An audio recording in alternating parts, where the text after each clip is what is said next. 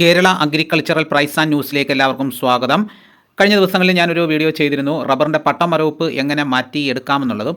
അപ്പോൾ പട്ട മരച്ചുപോയ മരത്തിൽ എങ്ങനെ നമുക്ക് വീണ്ടും പട്ടമരപ്പ് മാറ്റി പാലുൽപാദനം പഴയതുപോലെ ആക്കാമെന്നാണ് ഇന്ന് ഞാൻ ഈ വീഡിയോയിലൂടെ പറയുന്നത്. നമ്മൾ റബ്ബർ കർഷകർ വളരെയേറെ സങ്കടത്തോടെ കാണുന്ന ഒരു കാര്യമാണ് റബ്ബറിനുണ്ടാകുന്ന പട്ടമരപ്പ്. നമ്മൾ വളരെയേറെ പാടുപെട്ട് ഒരു 7 വർഷം റബ്ബർ മരം വളർത്തിയിട്ട് പിന്നീടാണ് നമുക്ക് ടാപ്പിംഗ് ചെയ്യാനായിട്ട് പറ്റുന്നത്. അപ്പോൾ നമുക്ക് 7 വർഷം ഒരു ആദായം പോലും ഇല്ലാതിരുന്നിട്ട് പിന്നെ നമ്മൾ 2-3 വർഷം അല്ലെങ്കിൽ 4 വർഷം ടാപ്പിംഗ് ചെയ്യുമ്പോഴത്തേക്ക് പൂർണ്ണമായിട്ട് ആ മരം മരച്ചു പോകുന്നതാണ് കാണുന്നത്. അപ്പോൾ ഒരു 100 മരം എടുത്തു കഴിഞ്ഞാൽ 3-4 മരം ഒരു വർഷം മരവിച്ച് പോകും. പിന്നെ അതിനുശേഷം വീണ്ടും മരവിച്ച് പോകുന്നതാണ് കാണുന്നത്. മരവിച്ച് പോയി കഴിഞ്ഞാൽ നമ്മൾ സാധാരണയായിട്ട് എന്താണ് ചെയ്യുന്നത്? നമ്മൾ ഒരു സൈഡ് മരവിച്ച് പോയി കഴിഞ്ഞ് കഴിഞ്ഞാൽ അടുത്ത സൈഡ് മാർക്ക് ചെയ്യുക. ആ സൈഡ് ഒരു 6 മാസം വെട്ടി കഴിയുമ്പോൾ അവിടെ നല്ല പാലായിരിക്കും. 6 മാസം വെട്ടി കഴിയുമ്പോഴത്തേക്ക് വീണ്ടും അവിടെ മരവിപ്പായി കഴിഞ്ഞിട്ട് പിന്നെ നമ്മൾ എവിടെ ഇടും? പട്ട മുകളിലിടും. മുകളിൽ പട്ടയിട്ട് കഴിയുമ്പം അവിടെ മരവിപ്പാവും. പിന്നെ വീണ്ടും ഇപ്പുറത്ത് പട്ടയിടും. പിന്നെ നമ്മൾ സാധാരണ ചെയ്യുന്ന എന്ന് പറഞ്ഞാൽ പിന്നെ മരം ഷോർട്ടർ വെട്ടിയിട്ട് മുറിച്ച് കളയാണ് ചെയ്യുന്നത്. അപ്പോൾ ഇനി അങ്ങനെ ചെയ്യേണ്ട ആവശ്യമില്ല. അപ്പോൾ ഞാൻ പറയുന്ന രീതിയിൽ ചെയ്താൽ മതി. അപ്പോൾ വീഡിയോ സ്കിപ്പ് ചെയ്യാതെ മുഴുവനായിട്ടും കാണണം. എന്നെങ്കിലേ മുഴുവൻ കാര്യങ്ങൾ നമുക്ക് മനസ്സിലാക്കി എടുക്കാൻ പറ്റുകയുള്ളൂ. ഞാൻ നിരവധി വർഷങ്ങൾ റബ്ബർ മരത്തിൽ ഗവേഷണം നടത്തിയിട്ട് കണ്ടുപിടിച്ച ഒരു കാര്യമാണ്. അപ്പോൾ ഇത് എനിക്ക് വിജയം കിട്ടി, മറ്റു പലർക്കും വിജയം കിട്ടി. അതാണ് നിങ്ങളുമായിട്ട് ഷെയർ ചെയ്യാമെന്ന് വിചാരിച്ചത്. അപ്പോൾ എനിക്കറിയാവുന്ന കാര്യങ്ങൾ ഞാൻ നിങ്ങൾക്ക് വേണ്ടി ഷെയർ ചെയ്യാണ്. അപ്പോൾ ഈ വീഡിയോ എല്ലാവർക്കും ഒന്ന് ഷെയർ ചെയ്ത് കൊടുത്തു കഴിഞ്ഞാൽ ഈ കാര്യങ്ങൾ എല്ലാവർക്കും മനസ്സിലാവുകയും ചെയ്യും. കേരളത്തിൽ റബ്ബർ കർഷകർ ഒരുപാടുണ്ട്. അവർക്കും ഈ വളരെയേറെ സങ്കടപ്പെട്ടിരിക്കുന്ന ഒരുപാട് ആൾക്കാരുണ്ട്. അപ്പോൾ അവർക്കും കൂടി ഇത് വളരെയേറെ പ്രയോജനപ്പെടുന്നതായിരിക്കും. അപ്പോൾ ചിലരിത് കാണാം, പട്ടമരപ്പാന്ന് പറഞ്ഞുകൊണ്ട് ടാപ്പിംഗ് ഒക്കെ നിർത്തിയിട്ട് 2 സൈഡും പട്ട ജീവി കളഞ്ഞിട്ട് പിന്നെ ഈ തുരിശും കുമ്മായൊക്കെ തേക്കുന്നത് കാണാം. പക്ഷേ അത് നമുക്ക് വളരെ പ്രയോജനകരമില്ലാത്ത ഒരു കാര്യമാണ് അങ്ങനെ ചെയ്യുന്നത്. അതിപ്പോൾ മഴക്കാലത്ത് ചെയ്ത് കഴിഞ്ഞ് കഴിഞ്ഞാൽ മഴ ശക്തി കൊണ്ട് ഈ പട്ട അഴുകിപ്പോകാൻ കാരണമാകുന്നുണ്ട്. അങ്ങനെ അഴുകിപ്പോയി കഴിഞ്ഞ് കഴിഞ്ഞാൽ വീണ്ടും ആ മരം ഉണങ്ങിപ്പോകാനുള്ള കാരണമാകുന്നുണ്ട്. കാരണം ജലവും വളമൊക്കെ മുകളിലോട്ട് കയറിപ്പോകുന്ന ഈ തൊലി കൂടാണ്. അപ്പോൾ തൊലി നശിച്ച് പോയി കഴിഞ്ഞാൽ പിന്നെ ഈ ജലവും വളമൊക്കെ ഇതിൽ കൂടെ കയറിപ്പോകും. അപ്പോൾ ഇങ്ങനെ പണ്ട് കാലങ്ങളിൽ ഇങ്ങനെ ചെയ്യുമായിരുന്നു. ഇങ്ങനെ പട്ടമരച്ച മരം നോക്കിയിട്ട് ഇങ്ങനെ ചീവി കളയുന്നത്, ചിരണ്ടിയിട്ട് പിന്നെ ഈ തുരിശും കുമ്മായം തേക്കുന്നത് കാണുന്നുണ്ടായിരുന്നു. പക്ഷേ അത് തന്നെ ഒരാളെ നിർത്തി കഴിഞ്ഞാൽ ഒരു മരം എത്ര ദിവസം അവർ ചെയ്യും? 5-6 മരം ചെയ്യുമ്പോഴത്തേക്ക് ഒരു ദിവസത്തെ പണിയാവും. അപ്പോൾ വളരെയേറെ സാമ്പത്തിക നഷ്ടം ഉണ്ടാക്കുന്ന ഒരു കാര്യമാണ്. ഇനി മുതൽ നിങ്ങൾ അങ്ങനെ ചെയ്യേണ്ട. അപ്പോൾ ഞാൻ പറയുന്ന കാര്യങ്ങൾ മാത്രം ചെയ്താൽ മതി. പണ്ട് കാലങ്ങളിൽ ഞാനും ഇത് തന്നെയായിരുന്നു ചെയ്തിരുന്നത്. പട്ട മരച്ച് കഴിഞ്ഞാൽ പട്ട ഇതുപോലെ ചിരണ്ടി വൃത്തിയാക്കിയിട്ട് തുരിശും കുമ്മായൊക്കെ തേക്കുമായിരുന്നു. അപ്പോൾ പല സമയത്ത് നമുക്ക് ഈ കാര്യങ്ങൾ അറിയാൻ മേലാത്തത് കൊണ്ട് മഴ സമയത്ത് നമ്മൾ തുരിശും കുമ്മായം തേക്കുമ്പോഴത്തേക്ക് അടഞ്ഞ മഴ പെയ്യുമ്പോൾ ഈ പട്ട അഴുകി പോകാൻ കാരണമാകുന്നുണ്ട്. അപ്പോൾ അന്നേരം തേക്കേണ്ടത് റബ്ബർ കോട്ട് തന്നെയായിരുന്നു. അപ്പോൾ പലതും നമുക്ക് അറിവില്ലാതെ കൊണ്ട് അന്ന് പല കാര്യങ്ങൾ ചെയ്തു. അപ്പോൾ തെറ്റിൽ നിന്നാണ് ഇപ്പോൾ നമ്മൾ ശരിയിലോട്ട് വന്നിരിക്കുന്നത്. അപ്പോൾ നമ്മളിപ്പോൾ ശരിയായ കാര്യങ്ങളാണ് ഇപ്പോൾ കണ്ടുപിടിച്ചിരിക്കുന്നത്.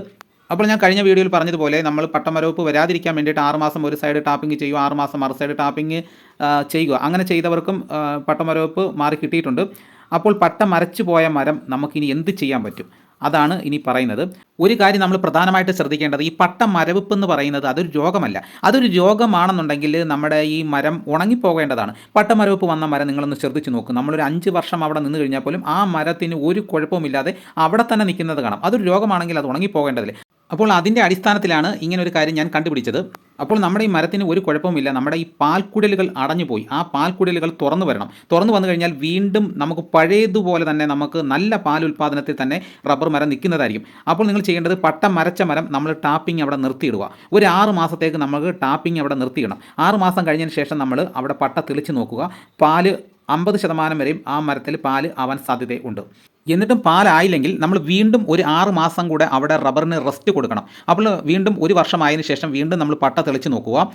എന്നിട്ടും പാലായില്ലെന്നുണ്ടെങ്കിൽ നമ്മൾ വീണ്ടും ഒരു 6 മാസവും കൂടെ വെയിറ്റ് ചെയ്യുക. പിന്നെയും പാലായില്ലെന്നുണ്ടെങ്കിൽ വീണ്ടും ഒരു 6 മാസവും കൂടെ വെയിറ്റ് ചെയ്യുക. അപ്പോൾ 2 വർഷവും ഇങ്ങനെ നിർത്തുന്ന 80% റബ്ബർ മരത്തിൻ്റെ പട്ടമരവിപ്പ് മാറിയതായിട്ടാണ് കാണുന്നത്.